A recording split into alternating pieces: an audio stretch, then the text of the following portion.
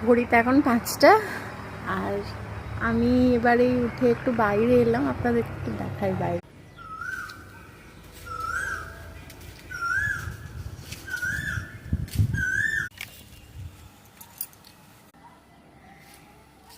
এই যে বাগানটা দেখছেন, এটা পুরোটাই আমার বাবার খুব শখের বাগান।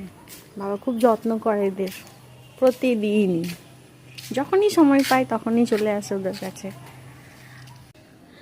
এবার তো একটু চায়ের টাইম হয়ে গেল, মা বাবাকে একটু চা বানিয়ে দেবো, দেখা যাক কি দেওয়া যায় একটু চায়ের সাথে।